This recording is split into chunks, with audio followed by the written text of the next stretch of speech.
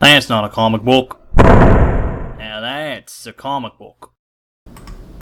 Hi everyone, welcome to another episode of Comic Reviews. I'm sticking with the new format on YouTube and hoping it works out for me. Though the live preview looks way behind. It's always so hard to tell. I think I'm good. Says I got one person here waiting and watching, maybe. I'm a little surprised if that's the case, but who knows. Getting late starts on these lately. I just been getting, it feels like I haven't been getting more books, but it's felt like more books. I don't know. It's a weird one. Anyway, so I'm just gonna, because I'm getting kind of a late start and I want to do something else tonight, I'm gonna go ahead and just start on the show. So tonight we're starting with Sinestro, part of the Year of the Villain, Sinestro number 1. Lois Lane number 2. The Green Lantern number 10. Cosmic Ghost Rider Destroys Marvel History number 6. Batman City of Bane part 2. This from Batman number 76. And then Savage Avengers number 4. So, pretty good amount of stuff. What can you do? You know, just start plowing through it. Sinestro number 1. I hadn't planned on picking up any of this Year of the Villain stuff, but Sinestro, you know, he's a Green Lantern character, so I wanted to give him a try. I remember trying out the Cullen Bunn book, and it had some ideas I really liked in it, but I just couldn't get into that series for whatever reason. I need to go back and revisit that. That might be a good idea. Anyways, I just never get into that series, but, you know, it looked interesting enough, and I had no idea what it was about. I'm not reading really anything with the Year of the Villain, and I'm not reading Scott Snyder's Justice League, so I really wasn't sure what to expect here. But, I gotta say, I think this was actually really, really good. What's nice about this is, if you're like me and you're aware of what's going on with like Year of the Villain, like just the broad strokes, Lex Luthor has some evil plan and he's recruiting people and yada yada. And you know that, like, Snyder's kind of kicking off the whole, you know, Injustice Gang, Legion of Doom, whatever you want to call it. Then you know everything you need to for this book, which is to say, really all you need to know is Sinestro's working for Lex Luthor right now. He's working with or for Lex Luthor. And that's, like, part of Lex's whole scheme, or whatever. But of course, neither of these guys really trust each other, so that's kind of got a really cool undercurrent. And so what I really appreciate about this story is it definitely helps to know that, but it's not required to be up to date on continuity.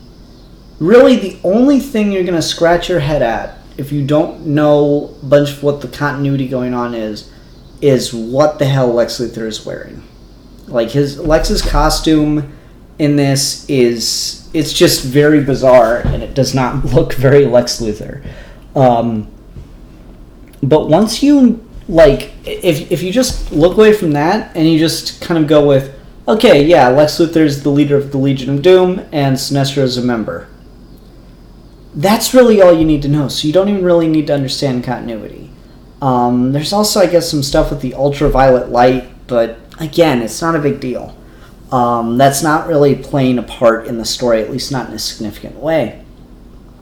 By and large, this is just kind of a cool sci-fi weird story that's really not about anything in like continuity wise. It's just kind of a cool little idea to play around with and tell kind of a darker story in those just kind of one-off sci-fi things, which is really fun. So the story here is Lex Luthor sends Sinestro out on a mission to take care of these beings that are kind of going planet to planet, making a beeline straight to Earth, and they're just destroying planets along the way. And Sinestro's like, all right, fine. And so he attacks them, and cuts off some fingers, and realizes they instantly regrow. And then he's just tossed aside. And I gotta say, the art here does look really, really good. So it's kind of a cool, fun little story with some interesting themes and ideas. But then it's also like just a really nice epic scale. Yildiray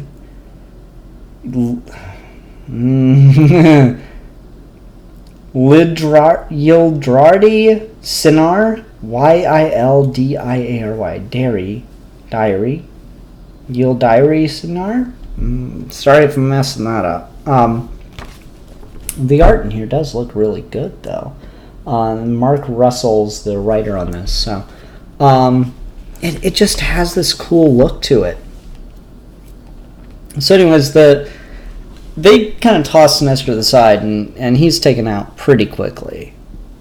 And then they just kind of do their thing, leave the planet for dead, and take off. And Sinestro's like, okay, I've got a sample, because I cut off some fingers. Let's study these real quick and see if I can get an idea about these people and what a weakness is. And then he sees that inside their fingers are these like little miniature functioning societies, and that's how they're able to auto-generate so quickly. And I don't know, it's like a really interesting, very sci-fi concept where these little microscopic people live inside these big, Galactus-esque figures, and their whole life is pretty much centered around just, rebuilding and taking care of them. And so Sinestro's like, okay, well, that's interesting. And he kind of devises a plan of how to take care of them. So he creates like these little miniature versions of himself and puts them inside of the there it is. Inside of the I'm just gonna call them Galactuses, fuck it. Anyway. And then he's just kinda like really playing like devil's advocate, just trying to convince them that their lives are hollow and meaningless, and that they take care of these giant beings for no reason. But that doesn't quite work, and so it has pretty disastrous consequences right away. And the planet that they're on that time still explodes. So Sinestro's like, all right, let's try this again. And so one of his little minions, instead of trying to convince the people to rise up against their god, just watches and observes and comes up with a solution, which Sinestro then implements on the third planet, and it actually works. It starts to take all the Galactuses out when they're no longer able to regenerate. And Sinestro then explains that all he did is expand the lifespan of these people that live inside the Galactuses, because their lifespan was like 0.1 milliseconds, and he doubles it to 0.2 milliseconds. And that allows them to develop hippie culture and become more self-aware and experience life, and decide that the Paragons, that's the name of the bad guys, that the Paragons are evil, and that that they shouldn't spend their whole lives just trying to fix the Paragons. But then Sinestro spares one of the Paragons from being, cut up into pieces, as long as it swears fealty to him. And then he was able to do that by re-entering the Paragon Society and convincing them that they need to now work, or Microgon, whatever, Society, and convincing them that they need to work to save the Paragons again. And so Sinestro's got his little Galactus-esque buddy as a minion now. And there's this moment at the end where he's like, and now that I've put them back to work, he has no choice but to serve me for the rest of his life. Yes, the rest of his life. Or the rest of yours. It will be interesting to see which he chooses. I really like that. That's a cool ending. Because it just works on this, very sci-fi level of like, oh, let's, convince the society to rise up. And then Sinestro kind of slams it back down when it's convenient for him. He knows how to like pull the strings of a people, which is really cool.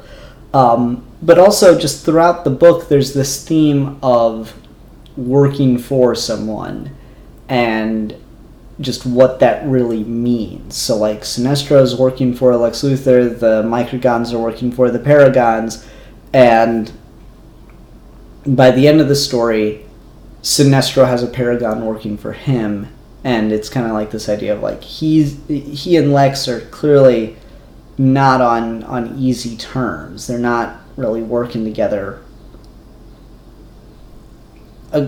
super agreeably. They're both waiting to stab each other in the back, and so just it creates like this cool little dynamic. Part of me kind of wants to see more of that develop, but I know it's Scott Snyder, so I'm not particularly interested, I'm afraid. Though I've been hearing a lot of good things about his Justice League run. We're several issues into it at this point. Maybe.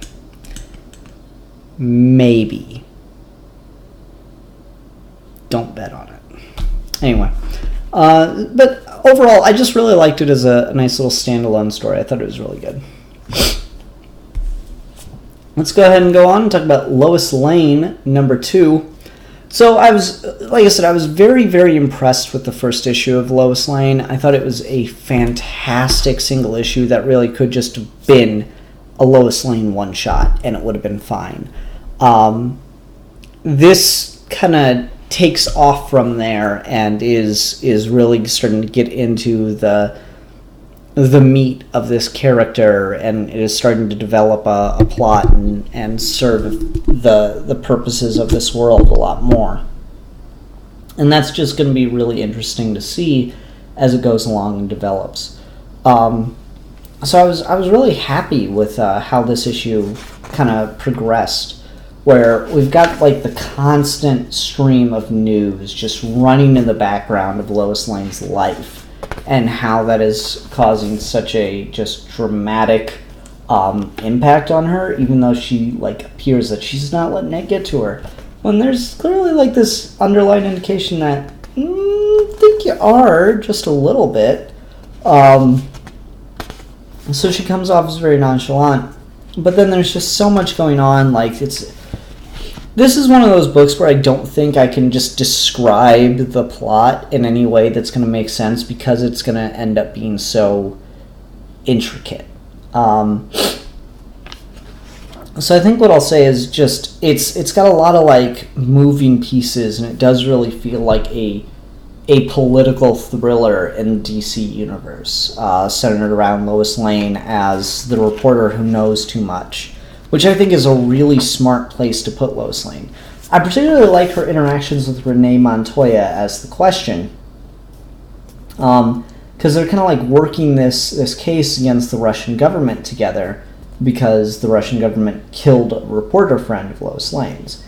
And it's just interesting how they're in a, there's the typical image of, oh yeah, you meet a reporter and have these super secret conversations in like a parking garage or something. And instead, Lois is having this conversation with Renee Montoya in a burger joint. And they're not whispering, they're just talking out loud. And it leads to this really interesting moment that Lois has, where she talks about how if you're out in the open, then you are hiding. If you're recognized, then you're recognized. But it's easier to hide in the open than it is to hide in shadows, because then someone's going to notice you. And I thought that was a really, really cool idea. And she also is kind of working the other side of the superhero angle, which is, okay, a murder was committed, but you can't, because it was clearly committed by a government, there's nothing you can really do about it, right? Like, the typical superhero thing when a murder is committed is turn the person over to the authorities. But if the authorities are the one to commit a murder, what do you do? And so Lois Lane is working that side of things. She's trying to expose them in public and kind of, to bring some consequences for this activity, which I think that's a really cool move. And she's also just confronting people, and she just seems like an incredibly, determined person, which is really great. And you kind of just get the idea that Lois Lane's day never really stops, which is kind of a cool idea. I really like some of that stuff. She's just, she's working the case, and she's working out while talking to Perry White, and just everything in the world's going on. She's constantly watching the news, even if she's not necessarily paying attention to it. And I think that's really, really cool, how all that character stuff kind of comes together. I will say, I like her scenes with Clark. It's weird because John's in such a strange place right now, but God, I wish Ruka was writing this when John was still a kid. Because I'd like to see all of Lois Lane's journalistic stuff stacked on top of being a mom.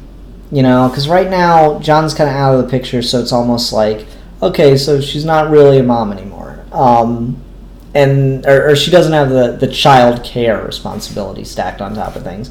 And I just think it'd be interesting to see how she would, balance that, because it's just kind of cool to see how she's basically shutting out so much of her life right now because she's trying to focus on the truth, on telling the story, and I think that's really cool. Big moment pretty much happens at the end here when Lois goes to talk to a source, and before she can, they're attacked. And it's unclear whether or not the attacker was trying to kill her source or trying to kill her. And so that's kind of where things are leading to. So, question is, which one of us was the target? Kind of cool. I really like that. That stuff's it's good stuff. So, nice political thriller kind of story. Next, I've got The Green Lantern number 10, and this is just... I don't feel like I'm mentally qualified to talk about this book. I feel like this book is above me sometimes.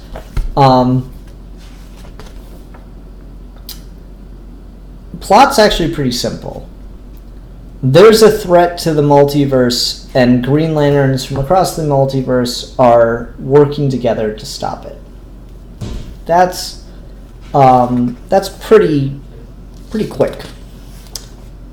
What's really cool is everything you're getting just in that. So someone posted this image of this page here online and was like, can we get a blacklight poster of this? And I want to see that because that's cool. We're also getting the Green Lantern Batman. We haven't seen him show up very much, which is kind of cool. Little trip into an Elseworlds. There's just, I don't know, there's a lot going on in this book that's really neat. I particularly like when, Hal and alternate universe Abensur are working together against this monster guy here, when the other Green Lanterns show up to rescue them, and, Batman Green Lantern's like, I don't like weed. Do me a favor and don't confirm my biases by screwing this up. And Hippie Green Lantern, or Shaggy Green Lantern as I like to call him, equally, do not bum me out when I'm doing the good work of the Guru. Chains of Louvre, brother Bat. I'm like, what? It's so weird. It's so weird and so cool. Guardians of the Multiverse. Oh, man. It's such a cool little trippy fucking thing to deal with. And then, Liam Sharp talked about this page he worked on, where they enter bleed space, which is part of Morrison's map of the multiverse, and it's just whoa.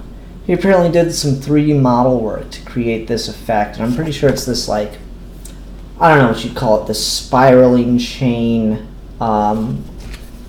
that's kind of wrapping around the page. It just looks amazing, man. It's such a clever fucking book. There's so much effort being put into both sides. It's beautiful. So yeah, that's kind of just all going on, which is amazing. We also get another just crazy pull, which is Ugo, the living planet. That's also a Green Lantern. Not Mogo, Ugo from another universe, whose continent is the shape of a Green Lantern. That's really cool.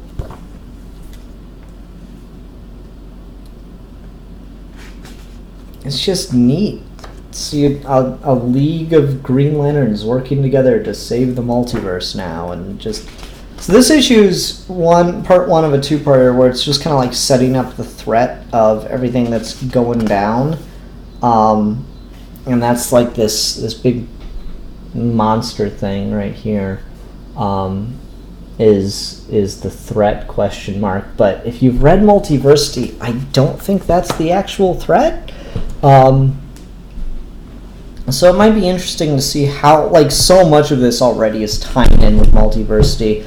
Like the hippie Green Lantern is a character that's briefly in that. So it'll be cool to see where this all goes in the second issue. Shit's just getting pretty crazy as, like, they go to this Earth that's been destroyed by this monster, and like different versions of Superman. Oh wait, I think that's President Superman, y'all.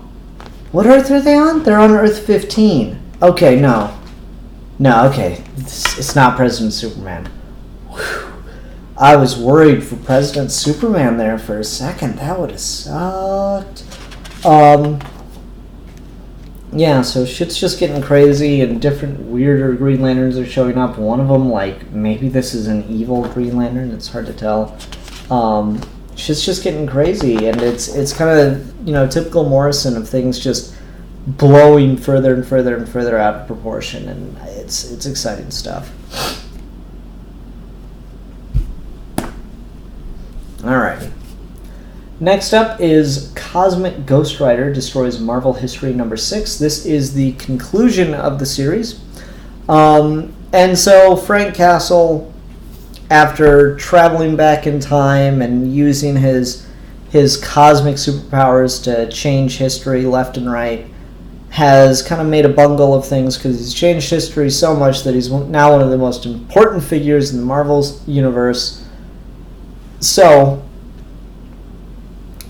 he can't undo his past. He can't save his family, because doing so would create such a massive contradiction in history that it would unravel all of reality. And the Watcher knew this, and so did the only thing he could, and used the Infinity Gauntlet to kill Frank Castle's family. So Frank Castle spent the last couple years from the death of, or Cosmic Ghost Rider Frank Castle spent the last couple years from the death of Frank Castle's family till now locked up in the slab, where the world has completely forgotten about him until a prison riot meant that he broke out, and now he's on the Avengers radar, and they're wondering why they can't remember him, and yada yada yada yada yada.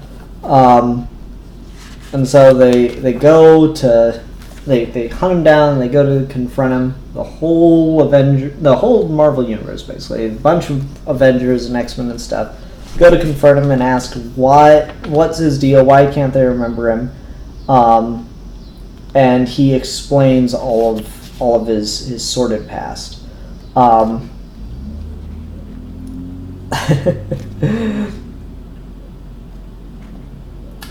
Kinda. I'm from the future with a few extra bells and whistles. I got stuck back in the past. I decided I was going to save my family. I had time to kill, so I fucked around with history.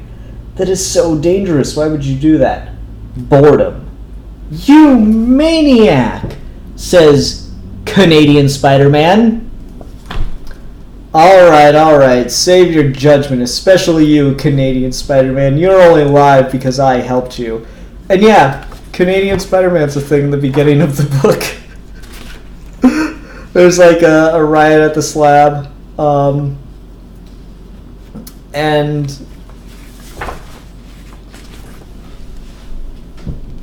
there you go, Canadian Spider-Man. Look at the maple leaf around the spider emblem. And also look at the boots and the gloves, because he's a lumberjack and his outfit's more plaid-esque. That's beautiful. That's beautiful character design right there. So yeah, now Frank Castle, Cosmic Ghost Rider, has learned to just stop fucking with history, and he's here to just wait it out until the day where Uatu was supposed to be killed by Nick Fury. And so Cosmic Ghost Rider shows up to do the job for him, because Uatu's the one responsible for Frank Castle's family's death. Bum, bum, bum. And then it just kind of cuts, closer to the present, right before the events of Guardians of the Galaxy #1, where they go to the reading of Thanos' will. And that's the end of Cosmic Ghost Rider Destroys the Marvel History. And I gotta say, it was a pretty fun ride. The end, but don't worry, Canadian Spider-Man will return. Eh? Oh, it's beautiful. I hope so. It's gonna be a good time. I think the world will be a better place with Canadian Spider-Man in it. Truly. He'll apologize for punching people. It'll be great. Alrighty. Let's go ahead and go on. Talk about City of Bane, Part 2. This is from Batman number 76. Just every issue of this gets to be, a little bit... I get a little sadder knowing that this can be, the last arc of Tom King's Batman run effectively. And so we're just kind of spending more time in Gotham and through action getting exposition, which I think is really cool. Captain Atom shows up to, do what's right, even though everyone's been ordered by as high up as the president not to go into Gotham City. And Gotham Girl just kicks his fucking ass while saying she doesn't even know his name. Meanwhile, Thomas Wayne Batman is hunting down some criminals who have refused to join Bane's little resistance group. So we got Kite Man, Scarecrow, Tweedledee, and Tweedledum kind of dying cannon fodder left and right. Catwoman, in the meantime, over in Paris, is taking care of Bruce Wayne, who is yet to regain consciousness from his little fight in the pit with his father. And it doesn't look like things are going well for the Bat family, as I believe it's supposed to be Tim Drake goes in to visit Captain Atom in the hospital, try to figure out what happened. And then Tim and Damian end up having a conversation about whether or not they'll be able to do anything, because the Bat family can't go into Gotham because Alfred's life is in jeopardy. The Bat family, any member of the Bat family enters Gotham to take on Bane, then Alfred dies, which puts, Tim and Damian in quite a predicament. So yeah, just lots of good going on here. Lots of good exposition and really clever, catch up on the plot, on everything that's happening, without necessarily having to be just pure exposition dump. There's a lot of action happening that's informing the story, that's informing the exposition, which is really cool.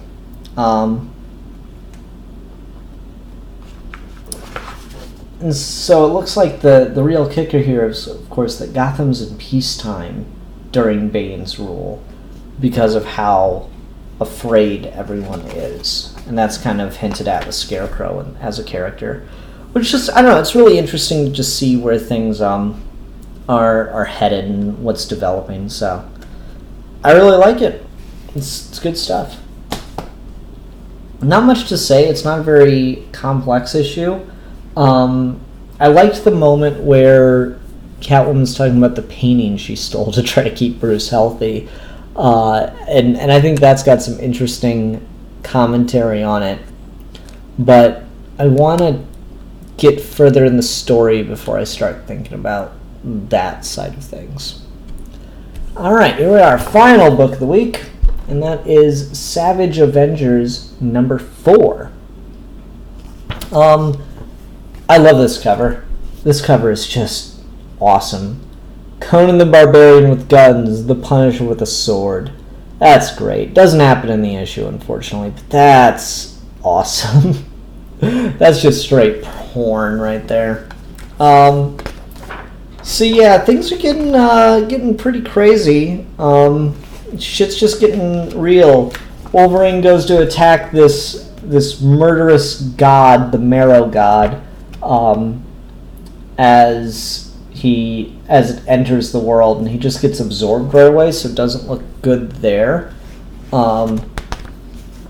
The remaining reluctant team members really have not a prayer against this evil wizard guy. And he does a pretty cool move on Frank Castle where he just like reaches into his mind.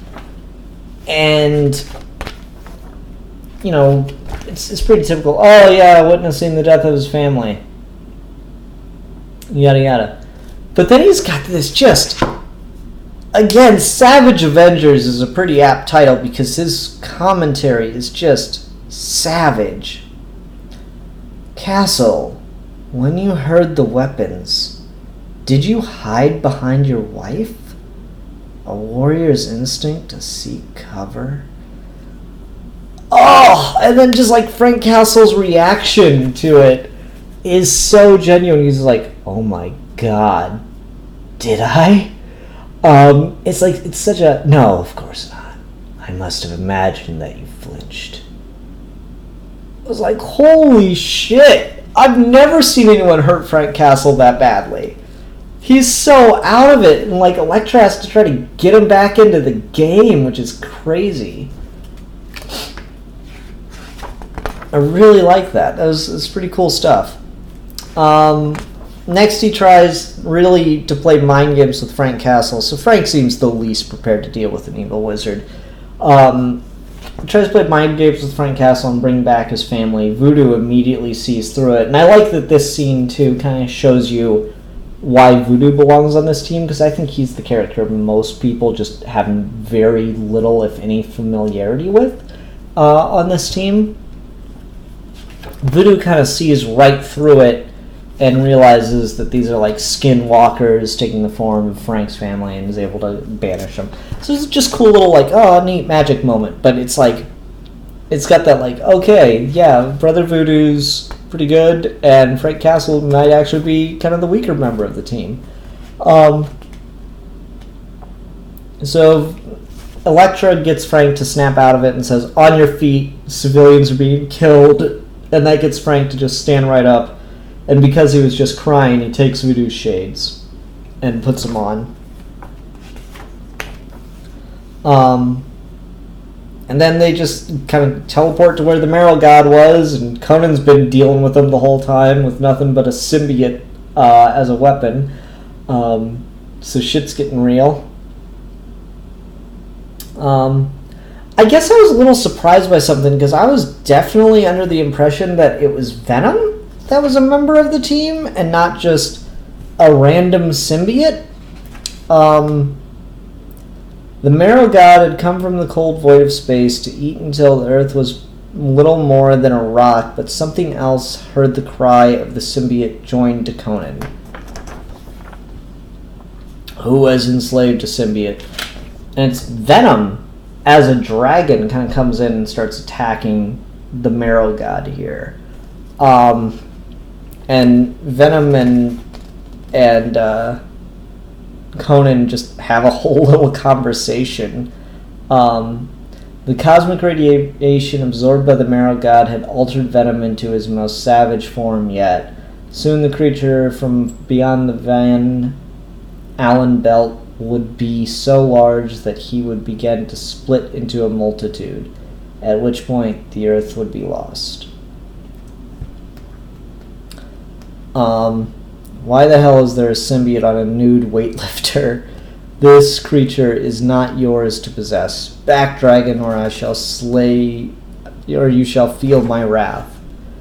This creature was trapped. I freed it. It's spending what little life it has left repairing the damage to your body. That is true, then Crum's will is done through this genie. Who's Crum? He was a space knight, right? Anyway, that sword is coming with me over my dead body. And so it's like, yeah, reluctantly working together. Which, I mean, it's pretty much what you'd expect for an Avengers team-up kind of thing. But just, man. I guess Venom's introduction is probably the clunkiest, because if this is not Venom as a symbiote, it's the most Venom-looking symbiote we've ever had.